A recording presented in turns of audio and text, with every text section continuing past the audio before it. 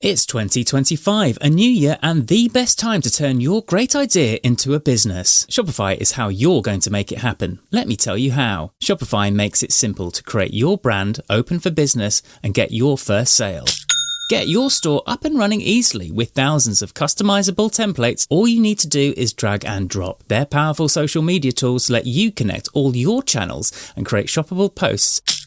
Established in 2025. Has a nice ring to it, doesn't it? Sign up for your $1 per month trial period at shopify.com/promo. All lowercase. Go to shopify.com/promo to start selling with Shopify today. Shopify.com/promo. I think it would be a great thing if the Russians invaded Britain. It couldn't get much worse than being under Starmer, could it? Are you serious? I am being serious. I think that what the world needs is true communism, and all this. Do you think Putin is a true communist? You would rather be ruled by Vladimir Putin than by Keir Starmer? Yeah, because at least Putin is. If Putin says something, it's true. Whereas under the Labour government, they were voted in on a manifesto that they lied. You think Vladimir Putin is a man of his word?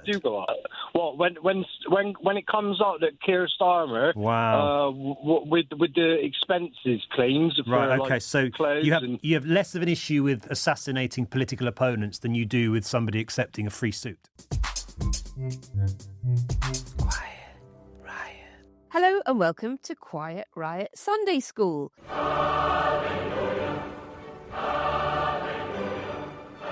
I'm Naomi. And I'm Alex. How are you, Naomi? I'm very good. I had a fun night out last night. Oh, you were out and about, were you? I went to a gig, in Putney at the Half Moon to see what I think is probably the world's greatest tribute band to the Doors. They're called The Doors Alive, and they were amazing. So if my voice sounds a little bit croaky, I was belting out LA Woman and The End, and it was glorious, so good. And I think partly because they've been alive for so much longer than Jim Morrison was. I think the guy who plays Jim is better than Jim. He's been doing it longer than Jim. Okay, we're going to get some hate responses for that. I've seen two in my entire life tribute bands. I've seen Bjorn Again, which was an ABBA tribute band. I saw a terrible one when I was shooting a film in Redcar, an Oasis one, but it does have the best name of a tribute band I've ever heard. Oasis? No, they're called Definitely Might Be. Brilliant. Very good. Now, listeners, we usually get the most people signing up to support us at the weekend, which is probably because that's when you've actually got time on your hands to do it. So if you're one of our listeners that has not already subscribed, please head over to ko-fi.com/quietriotpod. And for as little as £5 a month, you'll get plenty of extras. And for everyone else, don't forget that show content will stay free for everyone forever. But if there are readers among you... Yeah, you might like to peruse our bookshop. It's packed with titles written by guests or suggested by our guests or, things we love. You can choose which local bookshop will send you your purchase. So you'll be supporting not just Quiet Riot, but also an independent bookseller. And to do that, you can head over to uk.bookshop.org/shop/Quiet Riot. We'll drop the links for both those in the show notes, of course, and it's particularly important to help us right now as we are building our own little mobile studio. We are. More on that very, very soon. Alex, what's on the Sunday brunch menu for us today? Eggs, I hope.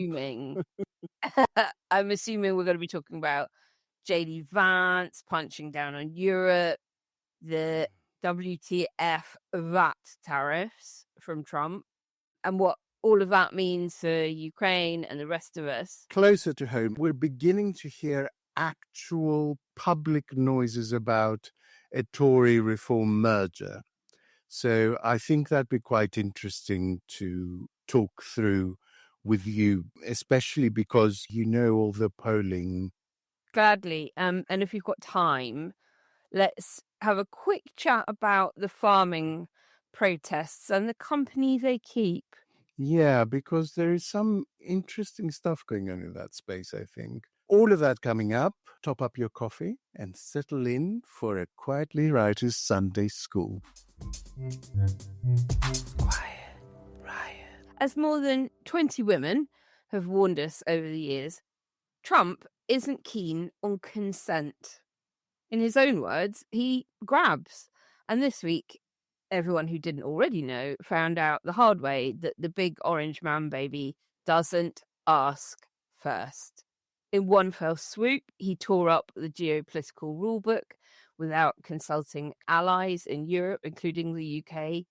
He racked up a gargantuan transatlantic phone bill on a long call to Putin, offering him a bunch of concessions to engage in peace talks over Ukraine before negotiations had even begun. And then came more bizarre pronouncements on tariffs.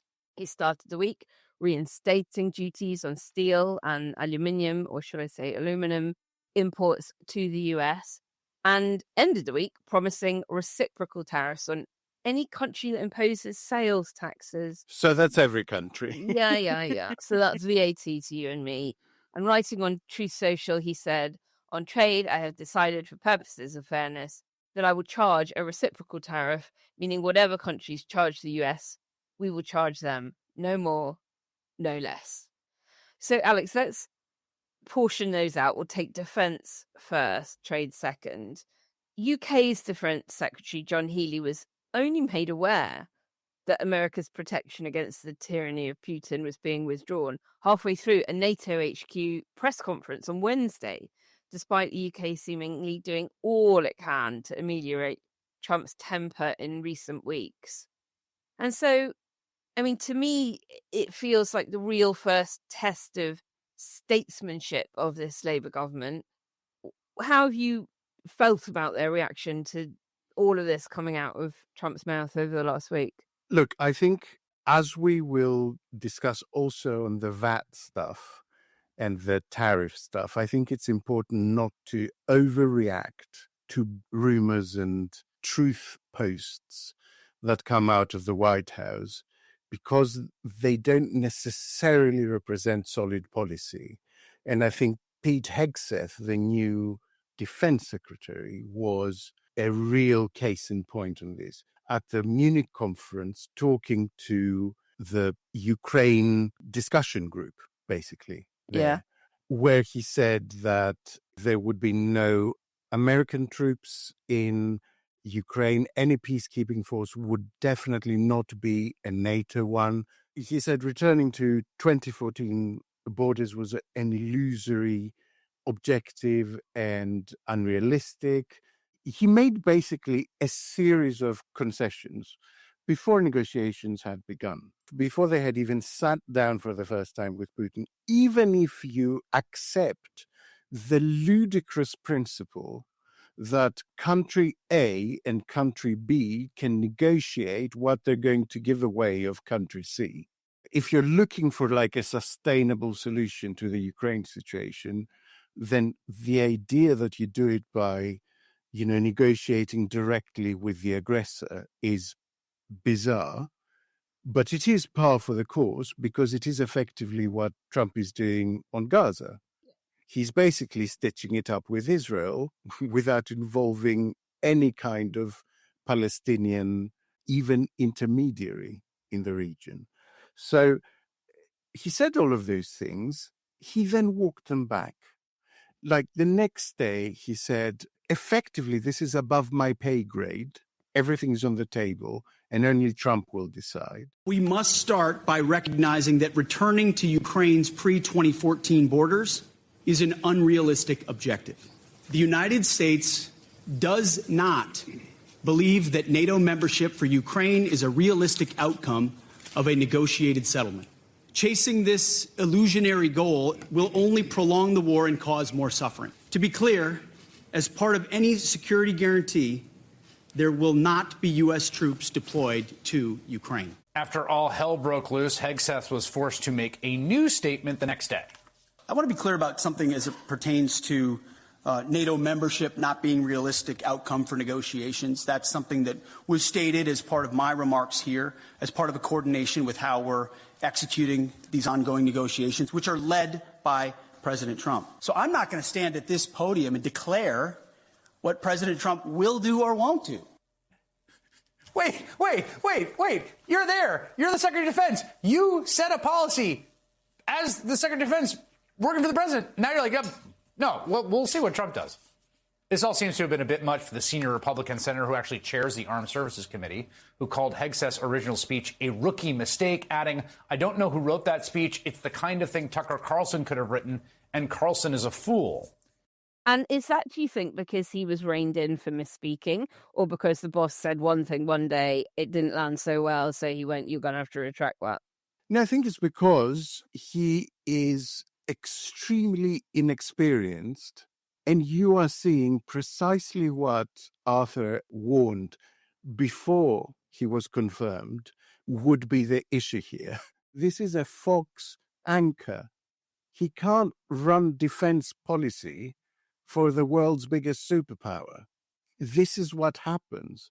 So as soon as he said it, there was like a collective sharp intake of breath, not because it was pro-Russia or pro-Putin, which it was, not because the solution he's suggesting was ridiculous and half-baked, but because even on those terms, to basically come out and say that stuff, even Republicans, and I'm talking about Trump-friendly Republican hawks, so the Senate Armed Services Chair, Roger Wicker, so Republican senator, said he made a rookie mistake because, it's as if he sat down at the poker table with his cards facing his opponents. Indeed. But do you think, I guess my question is, was he totally freestyling, or had he had this direction from Trump, was delivering a Trump position? No, I think that's definitely the position in the Trump administration, that will just freeze the conflict where it is and Ukraine will have to lump it.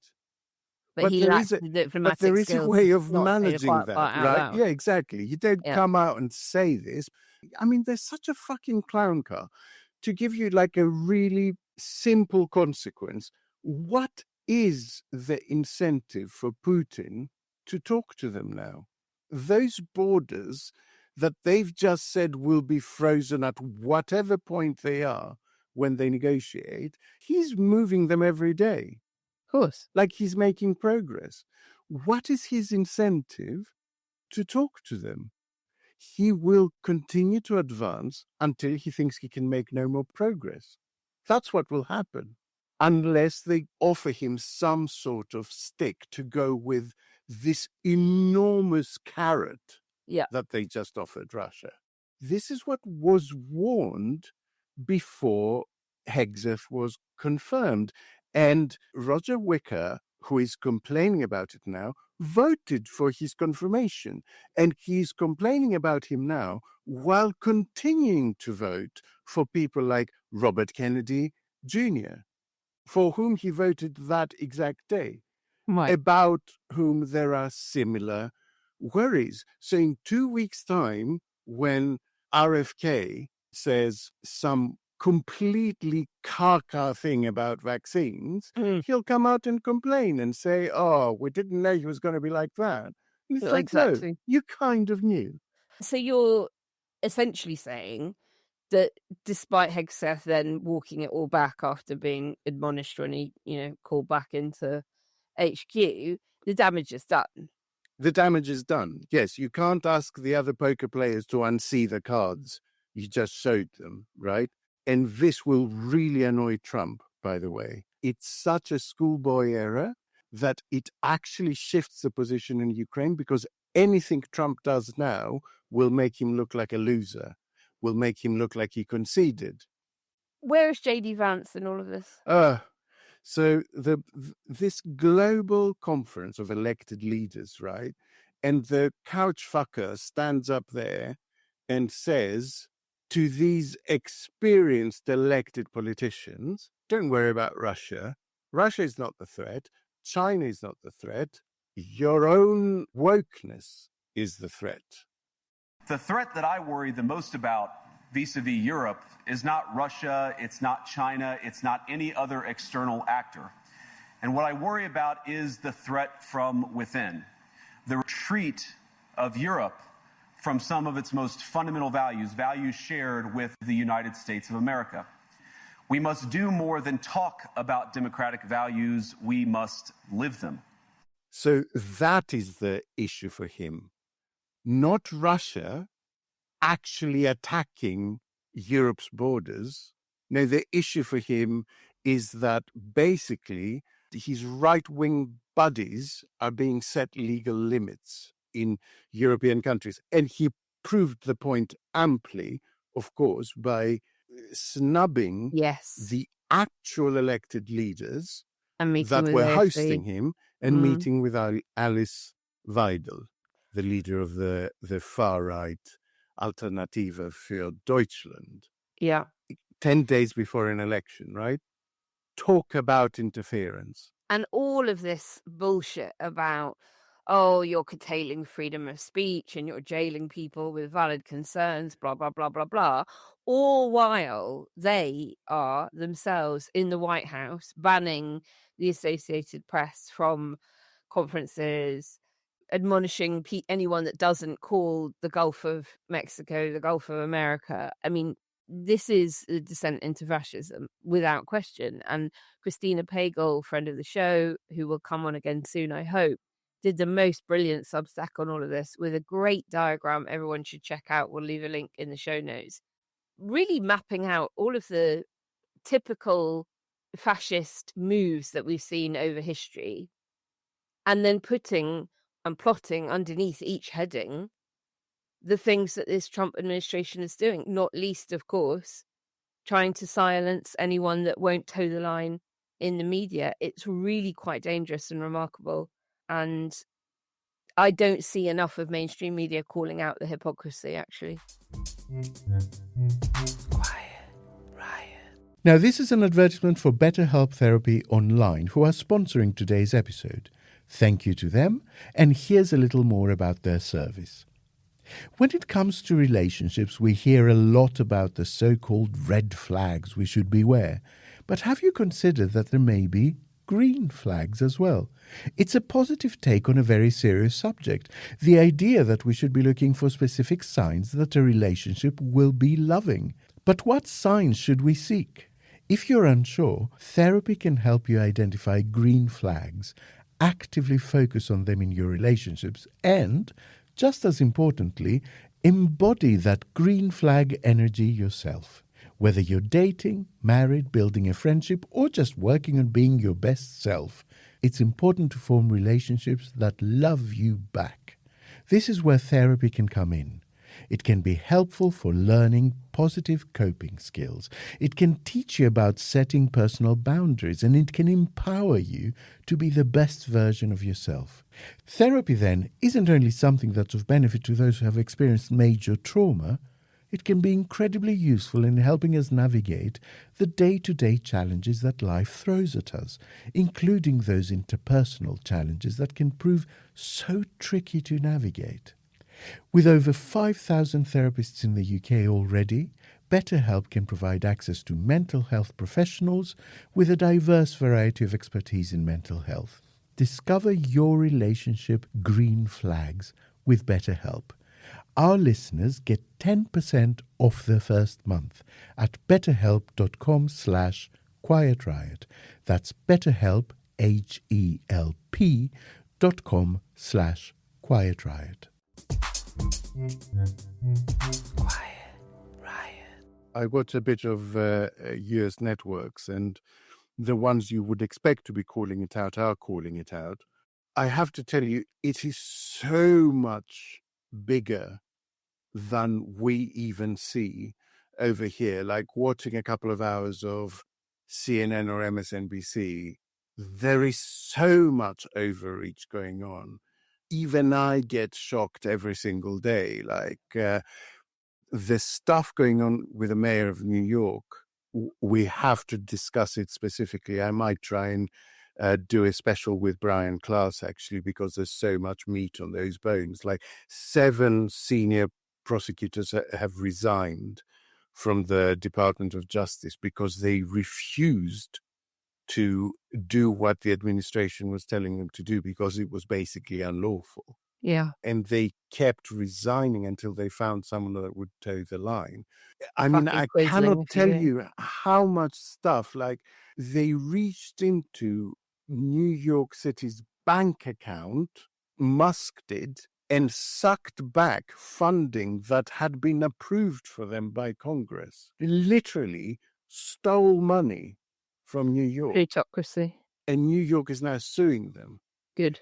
There is so much going on, and it is so incredibly worrying. I mean, having said that, I do think Labour have absolutely the right policy at the moment, which is don't chase every headline. Wait for things to solidify and then deal with that. I think also trying to show a bit of leadership so as to not create a vacuum. Yeah. Okay, let's talk about the tariff stuff, because it's actually quite a good illustration of what I mean.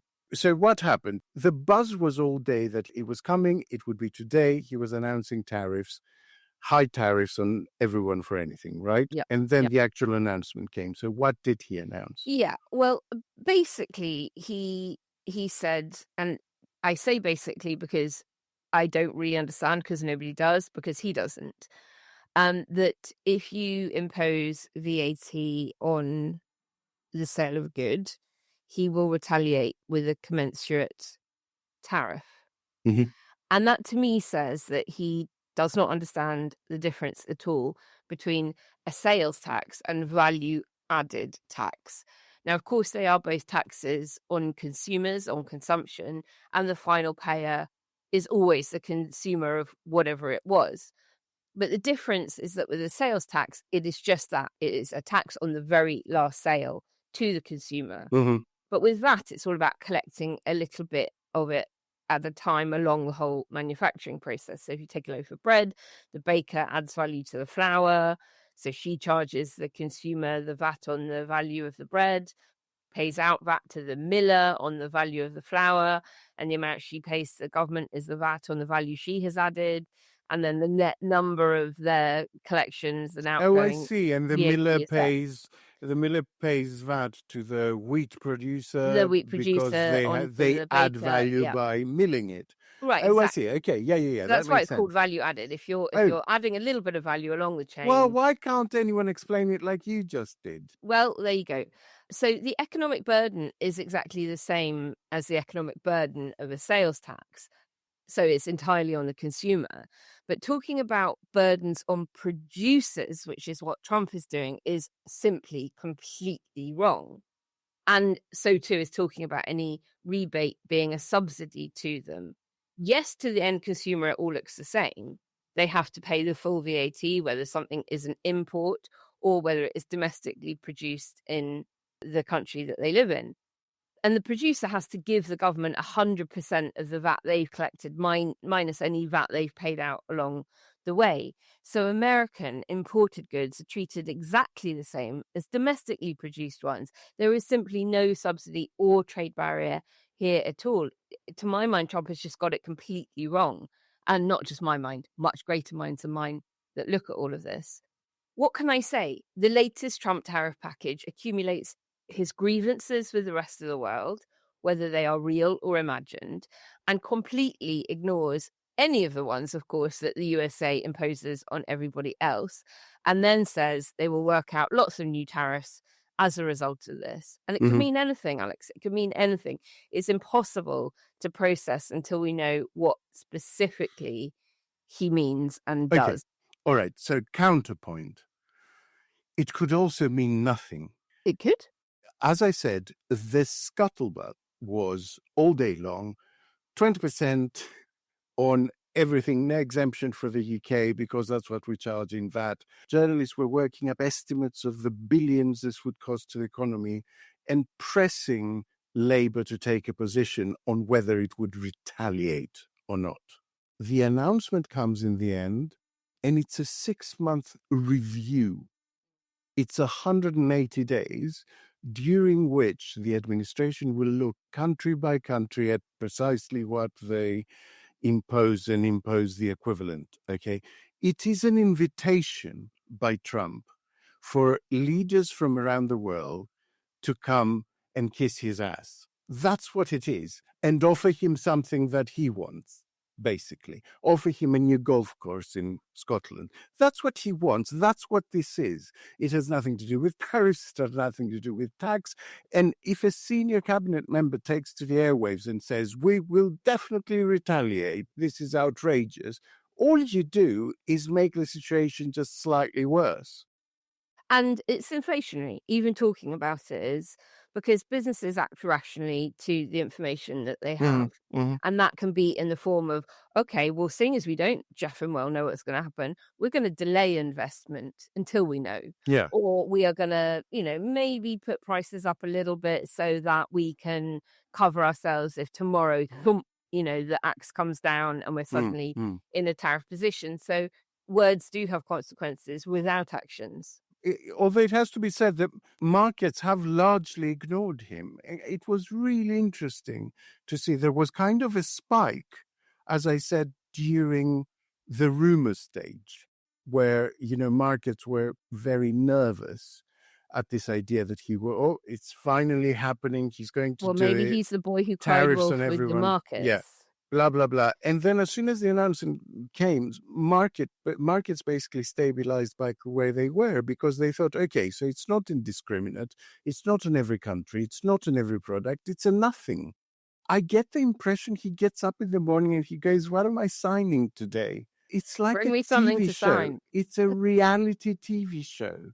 It is almost like the Fisher-Price equivalent of a presidency.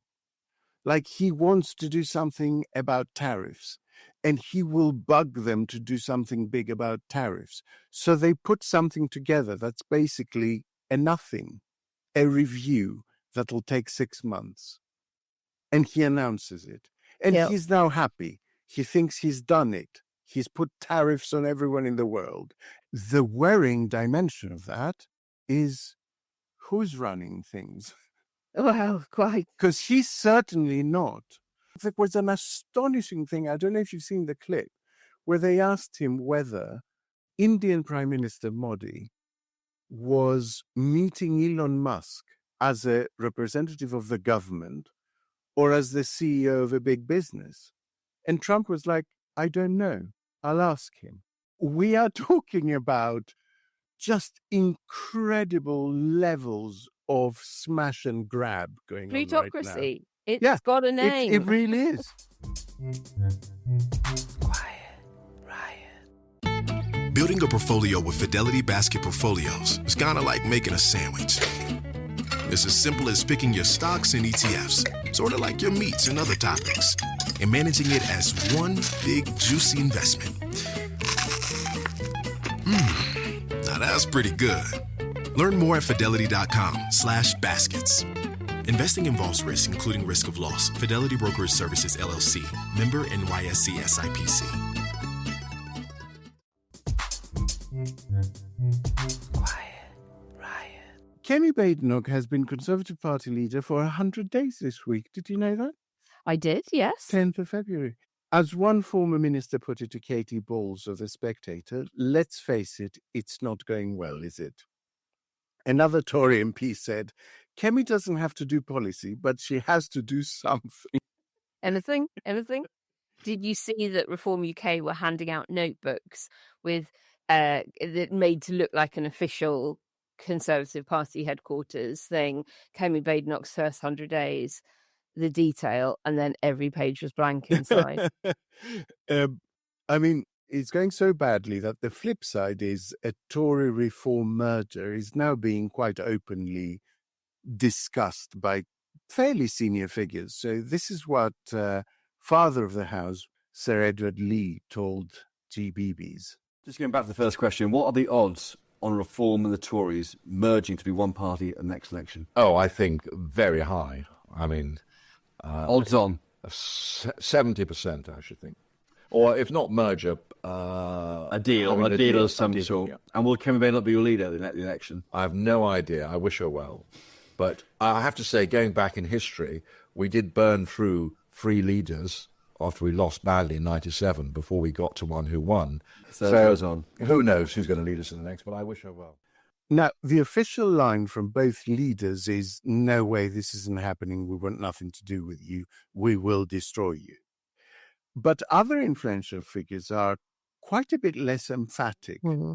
So Rupert Lowe said, we would have to be very careful of our brand, but it could be a success if you remove most of Tory party's central office and you get rid of your Lib Dem MPs. Jacob Rees-Mogg said, if we enter the next election in this 3-horse race, we may well see Labour keep its majority. Naomi, you've always thought this was heading the Canadian way, but Preston Manning and his Reform Party was more of a hostile takeover, I thought, than an amicable merger, in that he really duffed up the Tories in Canada. Yeah, counts in that election. He became the opposition. Then the Tories went to him and said, do you fancy our name now? Basically. Basically, yeah. So do you think it can happen a year into a 5-year term so bloodlessly here? No, of course not. It won't be anything as quick and bloodless as all that. I thought Giles Dill not writing in Conservative Home was quite interesting on this. He got wind of quite a high-level meeting that happened between some Tories and Reformers at a private club over lunch. And it was, billed to him as a discussion, nothing more, nothing less. Mm-hmm. What is the art of the possible if it was ever to come to a merger? And he then thought he would recreate that lunch with some different people from both the Conservatives and Reform, and I think with a kind of intermediary who has no skin in the game. And broadly, he says, the Reform Party doesn't know how to govern. It hasn't got any experience of actual government. None of them has really had any kind of significant role in the machinery of government. And that the Tories desperately need Reform's popularity, but does have, of course, decades and decades of experience in recent times of governing. So that the sweet spot is there. We've both got something the other one needs/wants. And to that end, I think we're almost certainly much more likely to be looking at an unofficial electoral pact, similar to the one that the Lib Dems and Labour had at the last election, where Labour only stood paper candidates in Lib Con marginals, the Libs only stood paper candidates in the majority of Lab Con marginals, Sheffield, Hallam being an exception, a couple of others, but all in all, a very efficient distribution of on-the-ground resourcing. Mm-hmm. Reform UK don't have much on-the-ground resourcing, and that's the other thing that the Conservatives do have. They've got the Conservative Party associations up and down the country, the leaflet fodder, the people that will go and tramp the streets. However, Reform really are ramping up quite markedly in that regard, and they're professionalising big time. They've been turning down candidates for misdemeanours like getting caught shoplifting when they were 12 years old, giving it all back and apologising profusely. Some even saying that Farage himself would not pass the vetting criteria at the moment. So they are certainly professionalising and putting money into grassroots activism. And the model of that will be, let's fight the local elections extremely hard, get lots of councillors, let's fight the Welsh elections extremely hard, and we'll build up that network of activists across the country that can go and deliver for us when it comes to a general election. But it'll still take them a long time to catch up with where the Tory party infrastructure is on all of that. So look, who knows? But I think as things stand, a merger is less likely than a kind of unofficial pact based on where the polling is at the moment. Okay, so in terms of who gets to govern, a pact is more wearing than a merger. A merger does not get to add both their percentages. And I think it's got a lot of potential for infighting, like who's leader, that kind of thing. a pact of the kind they did in 2019 is much more dangerous for Labour, no doubt about it. However, a pact gets the Conservatives back in power. I don't see how you have a pact that engineers some sort of coalition. So what's in it for reform? Nigel doesn't get to be leader still. Kemi gets to be leader. They make the Tories look good. Well, indeed, and all sorts of conversations can happen behind the scenes as to who's getting what in return for a pact. And if you end up in a hung parliament situation, it may be then that you are offering Farage something very, very juicy in terms of Secretary of State. I don't know. I have no insight into what level of conversation it might be having. But I think for those of us on the progressive side, it is something to keep a very close watching brief on. I was really disappointed to read the Liberal Democrats' general election review, which went up on their website quite recently, chaired by Tim Farron, where basically amongst all the backslapping and didn't we do well, which of course they did, it was the overall tone that, look, see, this is proof we don't need to do a pact with anyone. We can stand everywhere and win, which, I think is an incredibly generous interpretation of the reality of what actually happened at that election. Yeah. The Conservatives being so deeply unpopular in a lot of the seats that they were defending and going for. And of course, then this kind of unofficial not standing on each other's toes between Lib Dem and Labour. And if the hubris has gone to their heads too much and they don't sort of do the same thing with Labour this time round, but you do see the regressive alliance happening on the other side, then we're definitely in trouble. There's definitely movement on the chessboard at the moment. That much is true. And I find it actually very interesting that it should be Giles writing that piece in Conservative Home, who was, of course, James Cleverly's spad for many years.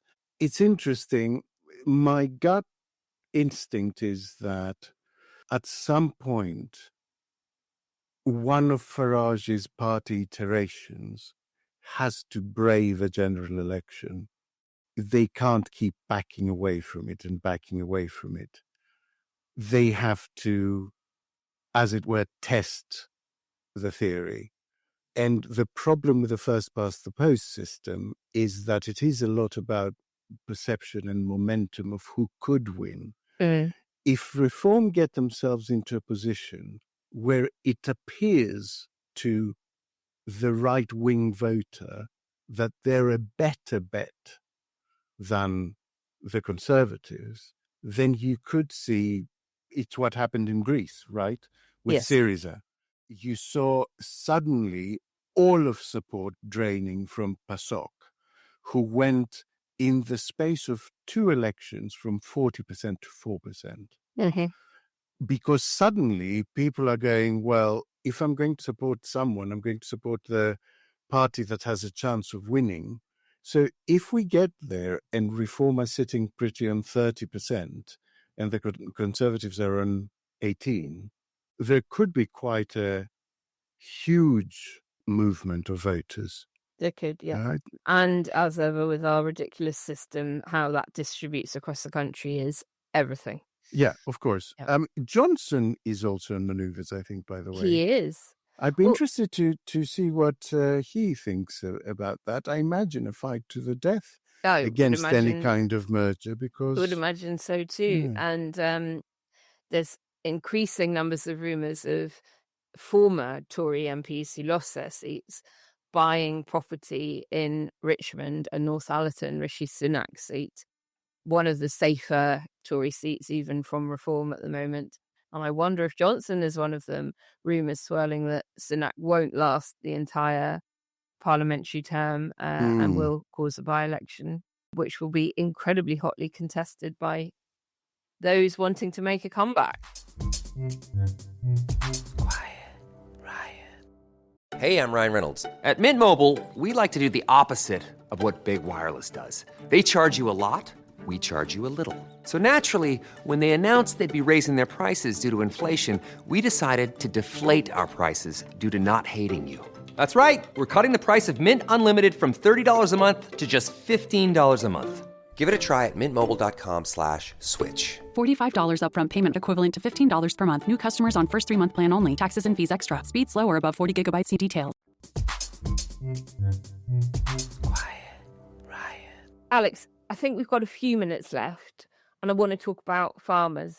When they started protesting the budget announcement to scale back some of their inheritance tax relief, I mentioned on this show that I'd spotted the banners that lots of the farmers were holding and stuck to their tractors were linked to a group called the Together Association that I've had my eye on for many a year, particularly through lockdown. It's a right-wing campaign group in the UK. It was founded by businessman Alan D. Miller in August 2021 to oppose vaccine measures. And they go by lots of different names: Together Declaration, Together Association, Together Members, and simply just Together. Now, Alex, you've been doing some squirreling, I think. Tell us all. Yeah, first of all, there's a very good byline piece, because what I hadn't realized when I started looking into this is that this kind of network goes back quite a bit further than I thought. So there's a byline piece by Karen Bales from 2023 that charts the links between far-right, anti-vax, and anti-ULEZ at that point. You might remember that was around the time of the Axbridge by-election, or rather it was a few months after, but certainly it was with an eye on the London mayoral elections and this idea that ULEZ could be quite a big lever to use against Sadiq Khan, right? So that's when they started getting together. Now, fast forward a couple of years, and the Together Declaration lot have branched out to all kinds of conspiracy stuff. I mean, their website, the section where they talk about our campaigns, is pretty astounding. It's everything from 15-minute cities to electronic payment methods to loads of anti-climate action stuff. Like you said, Alan Miller is the founder. He is constantly pictured with Nigel Farage at these Farmers to Action protests. That's the farmer group that's associated with them. He promotes Farage quite clearly. The other co-founder of the Together thing is a woman called Leslie Caton, who used to select the candidates for the Brexit Party, and is part of the sort of the Marxist Spiked crew. Right. She's like a good friend of Claire Fox. Yes, yeah. So there's Koch money somewhere there. James Melville is involved, of course. People like Derek Sikora. The whole thing is very shady, in my view. Lembit Opik. Yeah, and the messaging, I think, is, you know, it's all sort of golden wheat fields with the sun rising in the background, and talks about citizens capitalized, you know, guarding citizens' rights. And if you dig into it, incidentally, they're not just against the farm tax, they're against all tax, because they're also connected to, and this is explicit, right? On their website, they say our partners are, and one of them is the Sovereign Project, which is that lot that basically want to create their own state and pay no tax, etc., etc. Ultra-lib. Ultra-lib. I mean, I find them an incredibly worrying lot, because there is obviously something quite organized and professional about them. Well, seemingly a lovely broad church, all is welcome, you know, motherhood and apple pie. Yeah, free speech. And what they tend to do is they identify gaps. They identify a campaign that's already going. And I think that's the case with Farmers to Action, right? Farmers to Action was kind of set up by farmers who wanted to protest the inheritance tax. They jumped on it and kind of bring them in. So that's what they do. They bring small campaigns in and provide them obviously with logistical support, like all the placards at the demos and everything. I mean, they're actively detracting from the actual farmers' protest, right? The farmers' union has to organize a separate one because they don't particularly want to be associated with these people. And it's all in aid of basically promoting the idea that, this country has stopped working for people and we need to reclaim it, which is a reform talking point, basically. A GB News reform spiked talking point. So what I would say to people is, whatever cause you think is legitimate, be careful what that campaign is associated with, because you could be boosting and amplifying something that has quite different roots and quite different objectives to the ones that you think. On face value that they care about. Do your homework. And this was not easy to find, by the way. Like, you really have to dig, unless you know your onions like you do and recognize the font, right? The first link I managed to find of them sort of officially was that if you looked at all the press stories that were talking about the Farmers to Action protests from their earliest ones that they'd organized, underneath the photos, the credit was always Together. Like, Together have provided photos from these protests. And so it's insidious, it's both well organized and very well disguised. So really do be careful, because this kind of Facebook page is the recruitment tool of choice for this kind of organization. Quiet Riot. Right, that's all we have time for today. Thank you, Naomi. Thank you, Alex, and thank you to everyone at home for tuning in.